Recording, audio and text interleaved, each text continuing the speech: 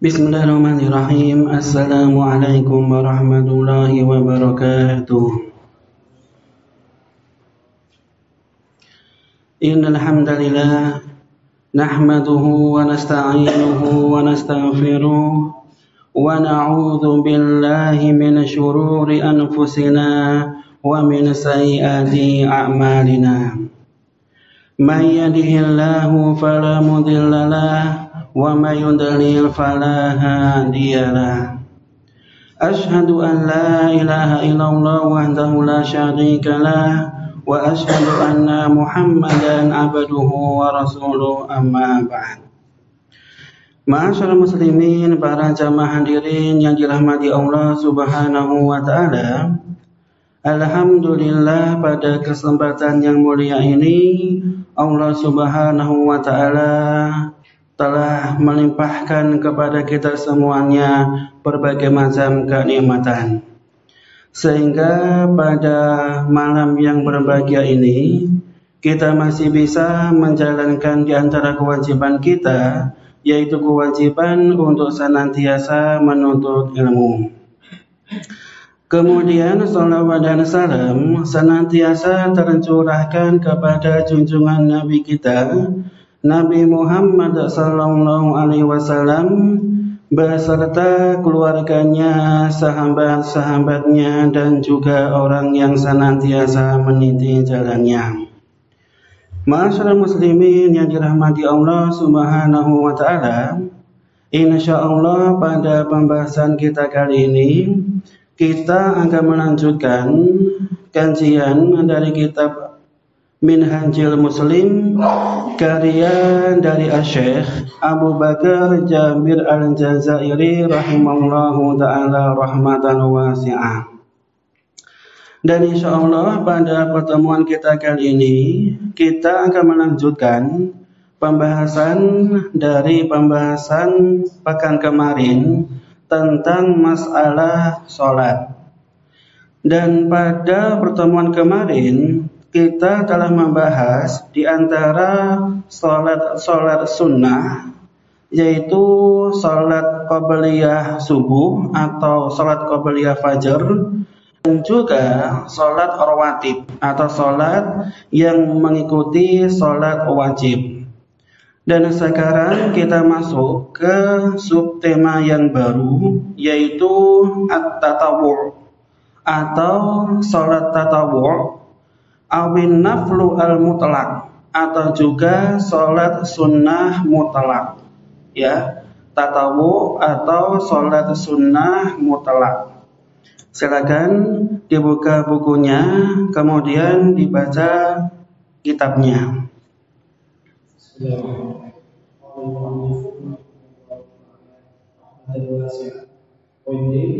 Sholat tatawu atau sholat sunnah mutlaq. Poin 1, keutamaan sholat tatawu atau sholat sunnah mutlaq.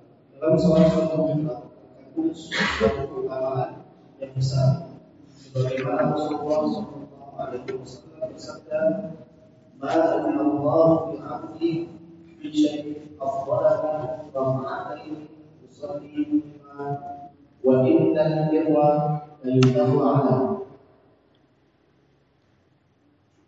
Rasil amtima darat min salati." Allah tidak mengizinkan dengan mendengar dan menerima suatu ibadat terhadap seorang hamba yang lebih utama daripada 2 rakaat salat sunnah yang akan dikerjakannya. Dan sesungguhnya kebaikan akan ditanggung di atas kepala seorang hamba selama dia berada di dalam salatnya.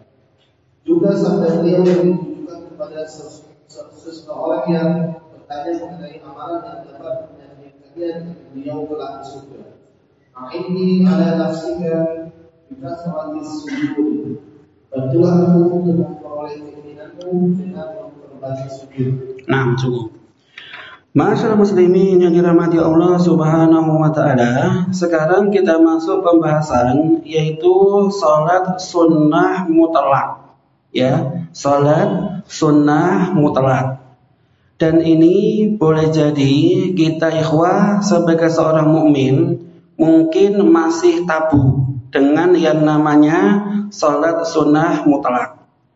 Dan boleh jadi kita selama hidup ini belum pernah menjalankan sholat sunnah mutlak. Ya, apa sih maknanya sholat mutlak? Ya, jadi para ulama membagi sholat sunnah dengan dua pembagian. Ya, para ulama membagi sholat sunnah dengan dua pembagian. Yang pertama itu adalah dinamakan dengan sholat sunnah muqayyad. Ya, yang pertama dinamakan sholat sunnah muqayyad. Dan yang kedua dinamakan sholat sunnah mutlak. Ya, apa bedanya? Bedanya itu adalah kalau sholat sunnah muqayyad itu adalah sholat sunnah yang dilakukan disebabkan karena sesuatu atau karena waktu yang tertentu. Namanya itu adalah sholat sunnah muqayyad.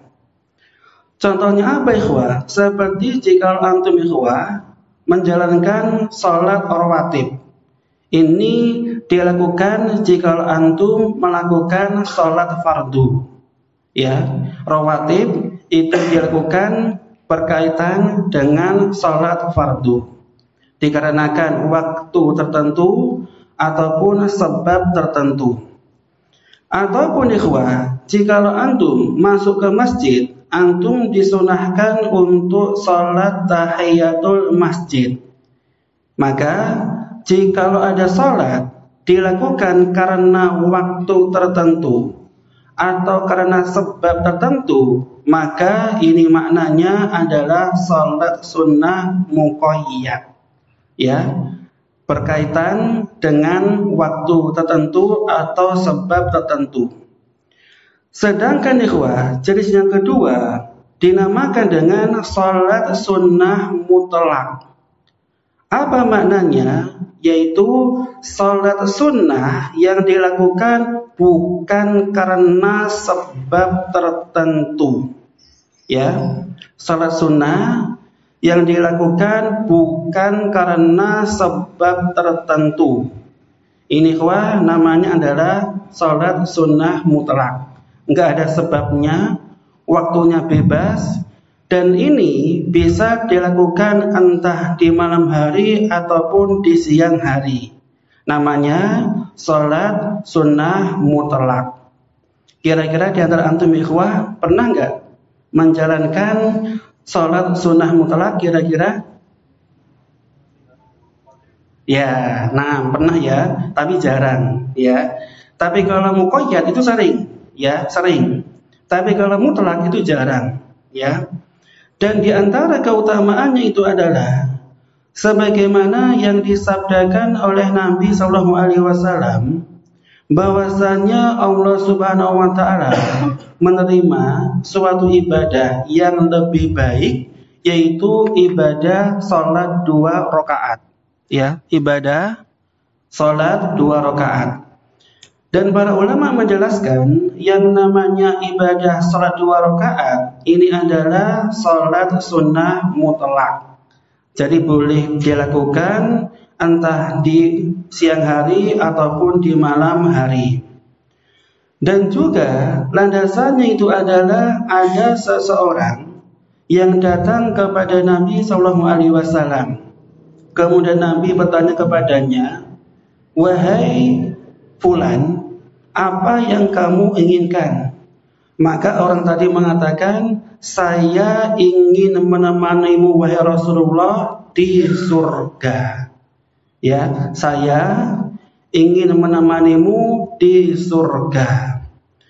Maka Nabi SAW bersabda, "A'inni ala nafsika bikathrati sujud." Bantulah aku agar doamu dikabulkan oleh Allah dengan cara kamu memperbanyak sujud. Nah ini, kamu memperbanyak sujud. Sehingga Di antara cara ikhwah agar kita berkumpul dengan para sahabat ataupun Nabi nanti di surga, yaitu memperbanyak sujud atau memperbanyak sholat sunnah. Ya, ini di antara anjuran seseorang ketika ingin melaksanakan sholat sunnah mutlak. Ya, banyak sekali hikmahnya dan juga keutamaannya. Sekarang kita masuk ke hikmatuhu atau hikmahnya. Kedua, hikmah salat sunnah. Adapun di antara hikmah salat sunnah adalah menambah kekurangan dalam salat wajib, sebagaimana Rasulullah sallallahu alaihi wasallam bersabda, "Inna awwala ma yuhasabu an-nasu bihi yawmal qiyamah min a'malihim as-salat." يقول ربنا الملائكة وهو أعلم انظر في صلاة عبدي أتمها أم نقصها فإذا كانت تامة كتبت له تامة وإن كانت انتقص منها شيئا قال انظر هل لعبدي من تطوع فإن كان له تطوع قال أتموا بعبدي فريضة من تطوعه ثم تدخل الأعمال على ذلك. Sesungguhnya amal manusia yang pertama kali akan dihisab pada hari kiamat adalah salat, di mana Allah kita akan berfirman kepada para malaikat dan Dia Maha mengetahui segala sesuatu. Lihatlah salat hambaku, apakah telah sempurna atau masih ada kekurangan? Jika telah sempurna, saya ditulis telah sempurna. Tetapi jika masih ada kekurangan, saya Allah berfirman, lihatlah, apakah pada hambaku terdapat salat sunnah? Jika padanya terdapat salat sunnah, maka Allah berfirman, sempurnakanlah kekurangan dalam salat wajib hambaku dengan salat sunnahnya. Kemudian dilakukan hisab pada amal lainnya sesuai dengan hal itu. Nah, kemudian di antara hikmahnya, kenapa kita dianjurkan untuk melaksanakan salat sunnah mutlak, yaitu yajburul fariḍah in naqasat, menembel kekurangan dari salat wajib, ya, menembel dari kekurangan salat wajib. Ya, contohnya ikhwah, jikalau kita kadang-kadang salat wajib kita nggak khusyuk, ya, ataupun ada beberapa hal yang sunnah kita tinggalkan, maka agar salat kita itu sempurna dan juga diterima oleh Allah Subhanahu wa taala, maka kekurangan salat wajib bisa ditempel dengan cara melakukan salat sunnah mutlak. Ini hikmahnya. Jadi menempel dari kekurangan salat wajib. Sebagaimana yang disabdakan oleh Nabi sallallahu alaihi wasallam, "Inna awwala ma yuhasabun nasu bihi yaumal qiyamah min a'malihim as-salatu." Sesungguhnya amal yang paling pertama dihisab nanti di hari kiamat yaitu adalah ibadah amal perbuatan salat. Yaqulu rabbuna lil malaikah, kemudian Rabb kita yaitu Allah berkata kepada malaikat, "Unzuru fi salati abdi." Lihatlah salat hambaku apakah sudah sempurna atau masih ada kekurangan. Fa in kanat tamatan kutibat lahu tamah. Jikalau salat hambaku telah sempurna, maka dicatat baginya sempurna. Wa in kana, dan jikalau salat hambaku itu ada yang kurang, ya, ada yang pernah ditinggalkan, maka Allah mengatakan kepada malaikatnya, "Unzuru hal li 'abdi min tatawwu'." Lihatlah apakah hambaku punya ibadah salat sunnah. Jikalau dia punya ibadah salat sunnah, atimmu li'abdi faridatan min tatawwu'ihi, maka sempurnakanlah untuk hambaku sholat fardunya dari sholat sunnahnya. Ini diantara hikmahnya. Jadi ikhwah, kadang-kadang ikhwah, mungkin kita pernah lalai menjalankan sholat fardu, atau mungkin boleh jadi masih bolong-bolong, ataupun ketika menjalankannya belum khusyuk. Maka itu ada celah, ada kekurangan dari sholat fardu. Sehingga jikalau kita ingin sholat fardu kita menjadi sempurna, maka kita menembelnya dengan cara melaksanakan sholat sunnah mutlak. Ini fungsinya. Jadi menembel kekurangan yang ada pada sholat fardu. Dan sholat ikhwah termasuk di antara amal ibadah yang paling pertama dihisab nanti di akhirat. Sehingga jikalau sholatnya bagus, insya Allah hisabnya akan ringan. Namun jikalau sholatnya itu jelek, boleh jadi akan susah ketika dihisab. Ini termasuk di antara hikmah kita dianjurkan menunaikan sholat sunnah mutlak. Sekarang kita masuk ke waktunya. Kapan seseorang dibolehkan menjalankan sholat sunnah mutlak? Waktu sholat sunnah mutlak. Malam dan siang adalah waktu untuk mengerjakan sholat sunnah mutlak selain 5 waktu yang tidak ada sholat sunnah di dalamnya, yaitu setelah terbit fajar hingga terbit matahari, dari terbit matahari hingga matahari naik sekitar 1 tombak atau 1 belahan. J. Tengah hari hingga matahari tergelincir. D. Sehabis waktu asar hingga sinar matahari berwarna kekuning-kuningan. E. Ketika sinar matahari berwarna kekuning-kuningan hingga matahari terbenam. Nah, kemudian ikhwah, untuk waktunya seseorang dibolehkan melakukan sholat sunnah mutlak, entah di malam hari ataupun di siang hari. Ini dibebaskan, waktunya longgar. Akan tetapi ada beberapa waktu yang dilarang seseorang untuk melakukan sholat sunnah mutlak. Ya, jadi ada 5 waktu seseorang dilarang untuk melaksanakan sholat sunnah mutlak. Kapan itu?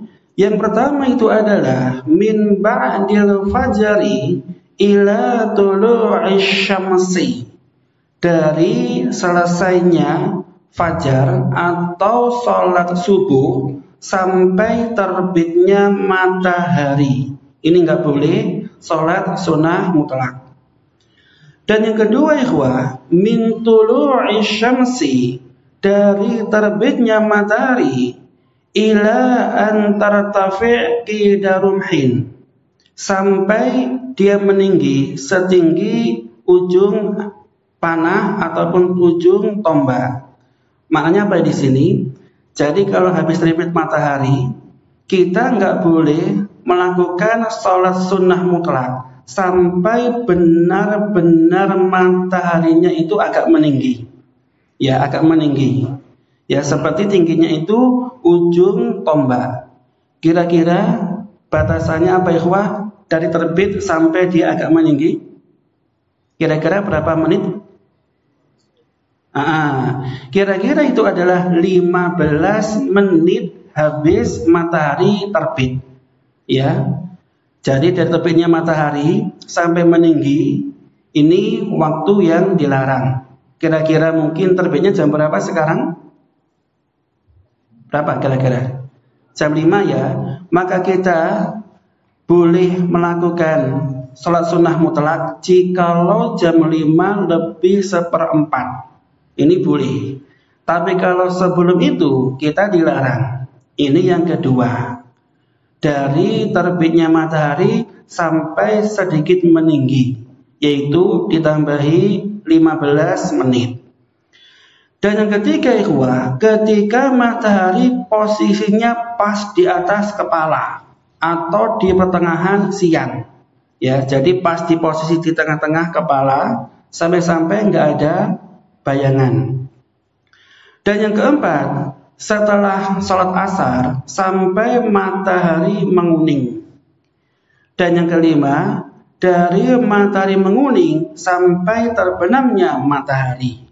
Ya, ini 5 waktu seseorang nggak boleh sholat sunnah mutlak.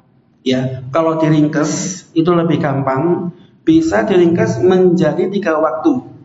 Yang pertama, habis subuh sampai terbitnya matahari setinggi ujung tombak atau ditambahi dengan 15 menit. Yang kedua, ketika matahari posisinya pas di atas kepala atau di pertengahan siang. Dan yang ketiga, habis asar sampai matahari terbenam. Ini ringkasannya 3 waktu yang dilarang seseorang menunaikan sholat sunnah mutlak. Kenapa ikhwah kita dilarang menjalankan sholat sunnah mutlak di waktu 3 ini? Maka para ulama menjelaskan ada hikmahnya. Kenapa seorang hamba itu nggak boleh menunaikan sholat sunnah mutlak di 3 waktu ini? Ada hikmahnya. Sebagaimana yang dijelaskan dalam suatu hadis dari Amru bin Abasah. Ya, dari Amru bin Abasah. Silakan dibaca bukunya. Ketentuan tersebut berdasarkan sabda Rasulullah SAW yang ditujukan kepada Amr bin Abasah yang bertanya kepada beliau mengenai waktu salat. Saya bersabda, "Salli salat as-subhi summa aqsir as-salati hatta tadlu asy-syamsu aw tafi'a fa innaha tahdu baina qarnay syaitan wa hina yasjudu laha al-kuffar. Summa salli fa inna as-salata mashhudatun mahmuratun hatta yastaqilla dhillu birruhi. Summa absir 'anis salati fa innahu hina idin tusjaru jahannam ayyul qadum fa idza aqbala al-fayru wasalli fa inna as-salata mashhudatun mahmuratun hatta tusalliya al-'asr. Summa absir 'anis salati hatta tadhhabu asy-syamsu fa innaha tadhhabu baina qarnay syaitan wa hina idin yasjudu laha al-kuffar. Kerjakanlah sholat subuh, kemudian setelah itu tahanlah dirimu dari sholat hingga matahari terbit dan meninggi. Karena matahari itu terbit di antara 2 tangan setan, dan saat itu orang-orang kafir sedang bersujud kepadanya. Kemudian sholatlah kamu, karena pada saat itu disaksikan serta dihadiri para malaikat, hingga panjang layangan sebuah tombak sama dengan panjang mestinya. Setelah itu tahanlah dirimu dari sholat, karena pada saat itu neraka jahannam dinyalakan. Kemudian setelah panjang bayangan melebihi panjang mestinya, maka sholatlah kamu, karena sholat pada itu disaksikan serta dihadiri para malaikat hingga kamu sholat bersama. Setelah itu tahanlah dirimu dari sholat hingga matahari terbenam, karena matahari itu terbenam di antara 2 tangan setan. Dan pada saat itu orang-orang kafir sedang bersujud kepadanya. Nah, jadi di sini dijelaskan dalam hadis Amr bin Abasah bahwasanya Nabi SAW menjelaskan kenapa seseorang tidak boleh menjalankan sholat sunnah mutlak di waktu yang disebutkan tadi. Di antara hikmahnya itu adalah yang pertama, masih ingat ikhwah, yang pertama, waktu kapan kita dilarang melakukan sholat sunnah mutlak? Ketika matahari yang pertama dulu, yang pagi hari, habis sholat subuh sampai matahari terbit agak sedikit meninggi. Nah, kenapa di sini dilarang? Dikarenakan ikhwah, ketika matahari terbit, itu terbitnya di antara dua tanduk syaitan. Ya, ini hikmah yang pertama. Karena ketika matahari terbit, terbitnya itu di antara kedua tanduk syaitan. Dan di waktu itu orang-orang kafir sujud menyembah matahari. Jadi orang kafir sujud menyembah matahari itu ketika matahari terbit. Yaitu siapa ya orang kafir di sini? Orang siapa? Sinto ya atau Majusi ya mungkin. Ya, jadi dia menyembah matahari. Dan ketika menyembah, dia menyembahnya ketika matahari terbit. Dan kita dilarang untuk tasyabbuh atau menyerupai ibadahnya orang kafir yang suka menyembah matahari ketika terbit. Ini hikmah yang pertama. Ya. Kemudian yang kedua, kapan ikhwah yang kedua? Ketika matahari pas di atas posisi kepala atau di pertengahan siang. Lah, kenapa ikhwah? Di sini kita dilarang menjalankan sholat sunnah mutlak, dikarenakan ikhwah pas di pertengahan siang itu panas-panasnya neraka. Ya, panas-panasnya neraka dan boleh jadi hembusannya sampai ke bumi. Ya, panas-panasnya neraka. Sehingga kita ikhwah ketika pas matahari di atas kepala, kita dilarang menjalankan sholat sunnah mutlak. Ya, ini nggak boleh. Ini yang kedua. Dan yang ketiga itu adalah ketika matahari terbenam. Yang ketiga ya, ketika matahari terbenam. Ini juga kita nggak boleh menjalankan sholat sunnah mutlak. Dikarenakan ketika matahari terbenam itu juga sama. Orang kafir sujud dan menyembah matahari ketika terbenam. Dan kita nggak boleh menyerupai ibadahnya orang kafir. Ini ikhwah, 3 waktu seseorang dilarang menjalankan sholat sunnah mutlak. Ya, ini hikmahnya. Ya, hikmahnya kenapa kita nggak boleh menjalankan sholat sunnah mutlak. Ya, insya Allah bisa dipahami ya. Insya Allah. Nah, sekarang kita masuk ikhwah ke al-julus fin nafl. Kita masuk ikhwah ke pembahasan sholat sunnah yang lainnya atau duduk ketika menjalankan sholat sunnah. Silakan dibaca. Nomor 4, mengerjakan sholat sunnah mutlak sambil duduk. Sholat sunnah boleh dilakukan sambil duduk. Hanya saja pahala orang yang mengerjakannya sambil duduk setengah dari pahala orang yang mengerjakannya sambil berdiri. Hal itu berdasarkan sabda Nabi Sallallahu Alaihi Wasallam. Salatul rajuli qa'idan nisfus salati. Nah, kemudian ikhwah, ketika seseorang menjalankan sholat sunnah mutlak ataupun yang lainnya, dia boleh melakukannya dengan kondisi atau posisi duduk, itu boleh. Walaupun dia mampu berdiri, maka dia boleh juga dengan duduk.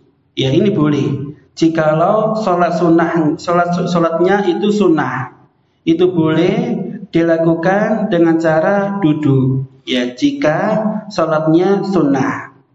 Akan tetapi ikhwah, dilihat dari pahalanya, jikalau seseorang menjalankan sholat sunnah dengan duduk, pahalanya ikhwah separuh dengan cara yang berdiri.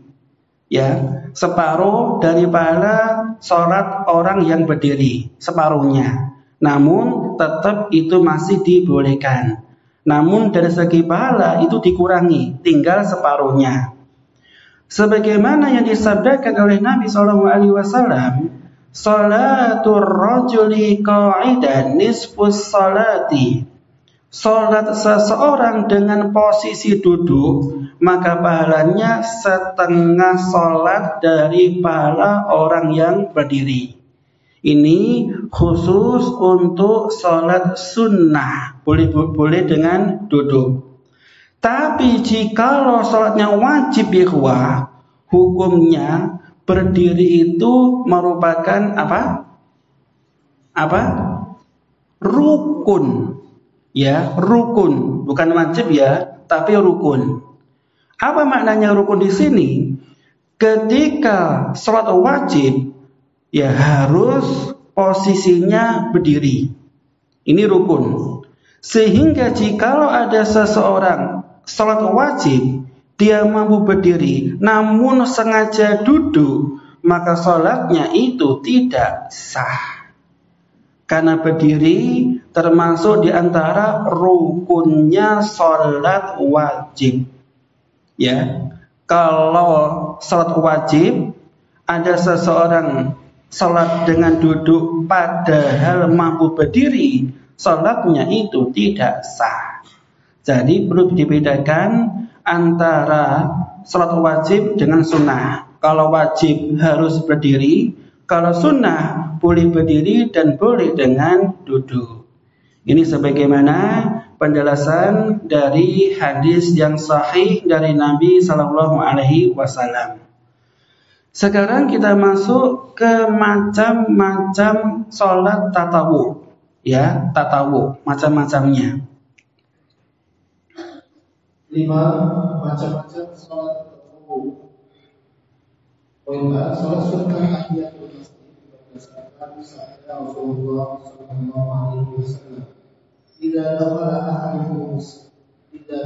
ahadukum masjid fala yajlis hatta yusalli raka'atayn. Jika salah seorang dari kalian memasuki masjid, hendaklah dia tidak langsung duduk sehingga sholat sunnah 2 rakaat dulu.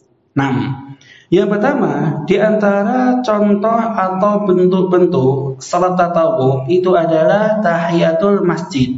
Ya, ini yang sering ikhwah kita kerjakan. Maknanya apa? Jadi sholat yang dilakukan ketika seseorang masuk masjid dan ingin duduk di masjid. Ini namanya tahiyatul masjid. Fungsinya apa ikhwah? Fungsinya adalah sebagai penghormatan terhadap masjid. Ya, jadi kalau kita menghormati seseorang dengan cara apa ikhwah? Memberikan salam. Ya, kita ketemu dengan teman, di antara bentuk penghormatannya adalah memberikan salam. Dan di antara bentuk penghormatan yang kita lakukan ketika masuk masjid itu adalah memakmurkannya.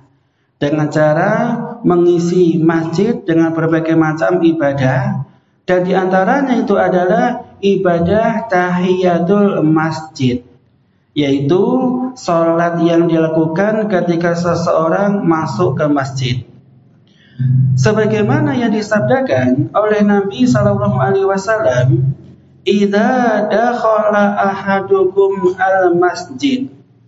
Jika salah seorang di antara kalian memasuki masjid, fala yajlis hatta yusalliya raka'atain. Maka janganlah ia duduk sampai dia melaksanakan sholat 2 rakaat. Ya, ini sunnahnya. Contohnya panjenengan ingin masuk ke masjid, maka hukumnya jangan langsung duduk. Tapi sunnahnya itu adalah menunaikan sholat tahiyatul masjid. Ya.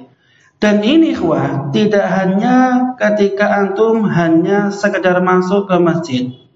Ketika antum masuk masjid dan ada khatib sedang khutbah, tetap kita itu dianjurkan sholat tahiyatul masjid, walaupun khatibnya dalam posisi khutbah. Jadi jangan duduk dulu langsung, tapi sunnahnya kita sholat sunnah tahiyatul masjid walaupun khatibnya sedang berkhutbah. Ya. Apa landasannya? Landasannya itu adalah sebagaimana hadis dari Jabir bin Abdillah radhiyallahu anhu yang mengatakan bahwasanya ada seseorang yang namanya Sulaik al-Ghutafani. Ya, ada seseorang bernama Sulaik al-Ghutafani. pada hari Jumat beliau masuk ke masjid dan Nabi sedang berkhutbah.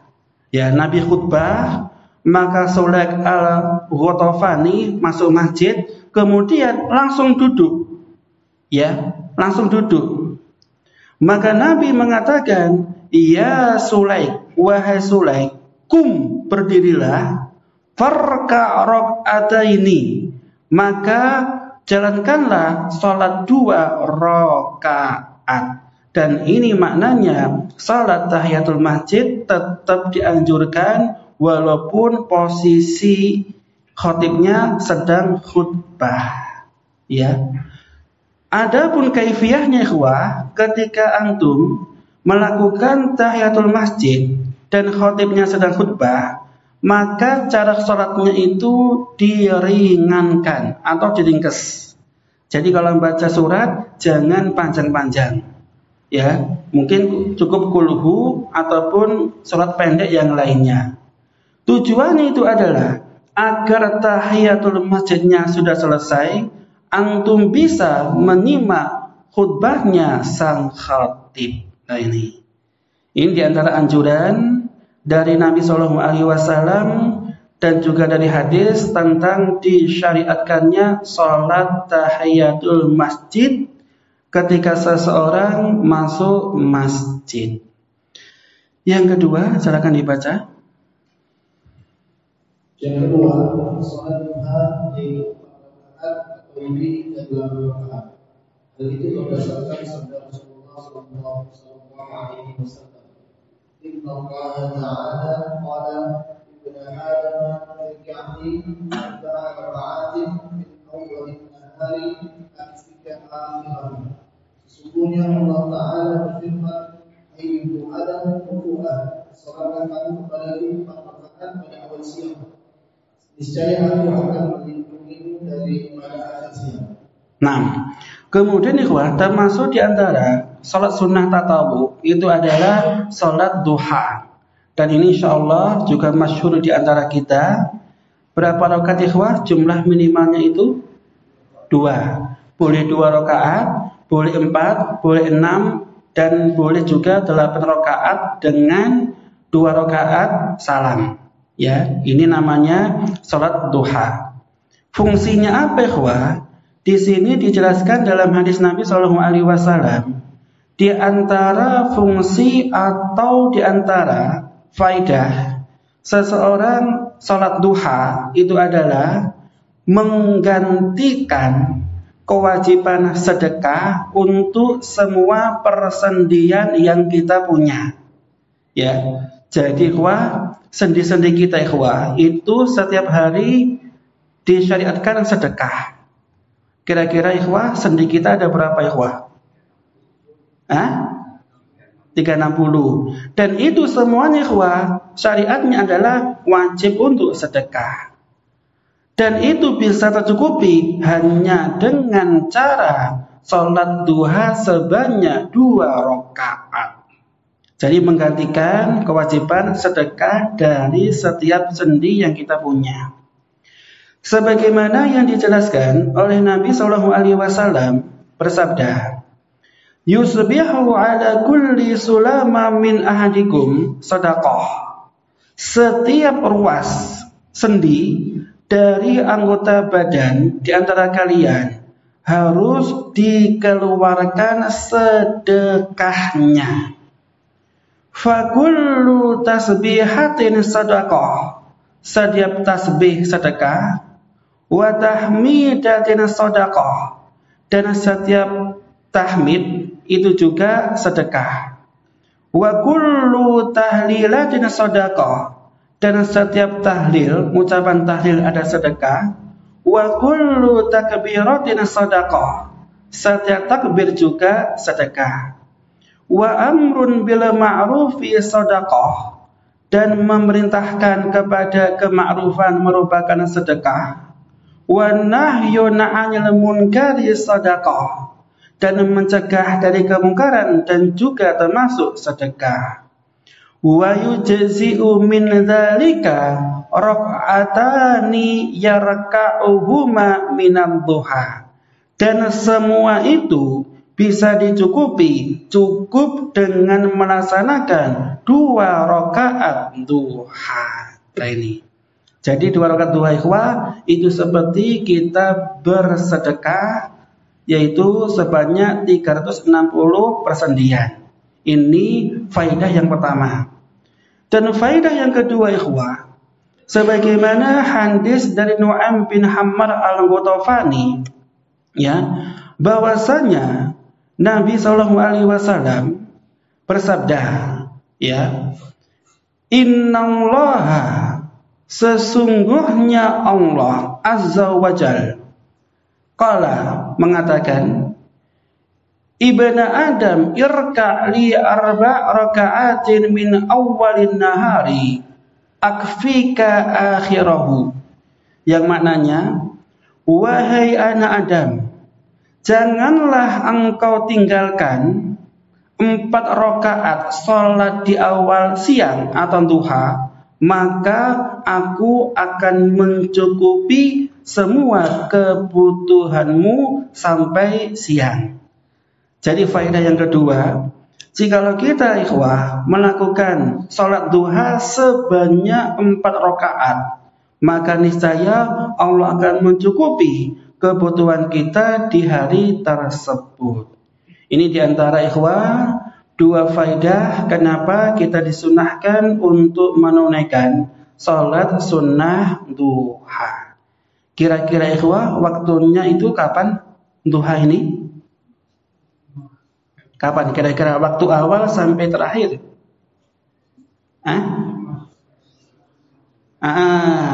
Jadi ketika matahari terbit setinggi setinggi tombak, kira-kira jam berapa? 5:04. Sampai kapan ikhwah? Sampai datangnya waktu zuhur. Jadi waktunya ikhwah longgar sekali, sangat panjang. Dan yang paling utama ikhwah itu adalah dilakukan ketika anak sapi atau anak unta itu kepanasan. Kira-kira jam berapa ikhwah? Ya, 9 atau 10. Ini waktu yang paling utama. Ya, cuman jika ada seseorang menjalankannya sebelum itu atau sesudahnya, tetap masih dibolehkan. Yang penting menjalankan sholat duha yang ini ikhwah kadang-kadang kita itu terlalaikan. Ya, dunia kadang-kadang kita sibuk dunia, sibuk kerja, tapi kita lupa 2 rakaat duha atau 4 rakaat duha. Padahal jikalau kita istiqomah melakukannya, maka niscaya Allah akan mencukupi kebutuhan kita. Ya, makanya ikhwah caranya kita ibadah kepada Allah, kita meminta kepada Allah, maka insya Allah dunia akan datang. Tapi kalau kita lupa dari Allah, lupa ibadah, maka bisa jadi dunia akan datang dan boleh jadi dunia itu akan hilang. Ya, dan jikalau datang, boleh jadi kita lalai dari yang namanya ibadah. Makanya ikhwah, seorang mukmin hendaknya beribadah kepada Allah, berdoa kepada Allah, kemudian dia bekerja. Jangan langsung bekerja tanpa doa. Dikhawatirkan ikhwah, pekerjaan tersebut tidak diberkahi oleh Allah. Ini termasuk di antara anjuran seseorang menunaikan salat duha.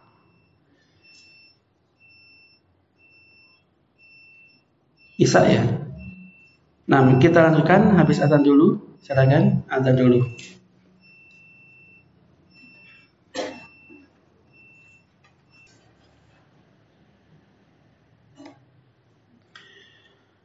Nah, kemudian ikhwah yang terakhir, yang ketiga, silakan dibaca. Jadi salat tarawih berdasarkan sabda Rasulullah SAW. Ramadhana.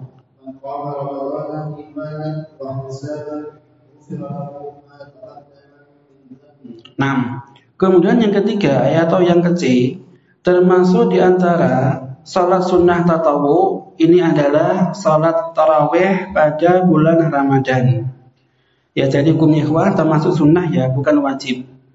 Sebagaimana sabda Nabi SAW yang menjelaskan tentang keutamaan orang yang mau salat tarawih pada bulan Ramadan, man qama ramadhana imanan wa ihtisaban ghufira lahu ma taqaddama min dhanbihi.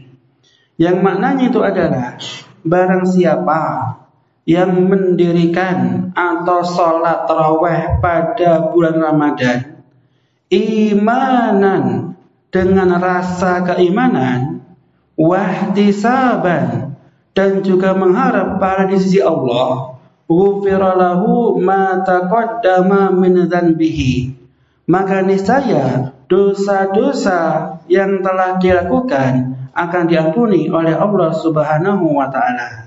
Ini di antara keutamaan salat tarawih, yaitu dosa-dosa akan diampuni oleh Allah jikalau dia melaksanakannya dengan iman dan juga mengharap pahala di sisi Allah Subhanahu wa taala. Ini di antara beberapa macam salat tatawu atau salat-salat yang disunahkan dalam syariat agama Islam. Sekian ikhwah yang bisa kita sampaikan, mudah-mudahan bisa bermanfaat, dan kita tutup dengan doa kafaratul majelis.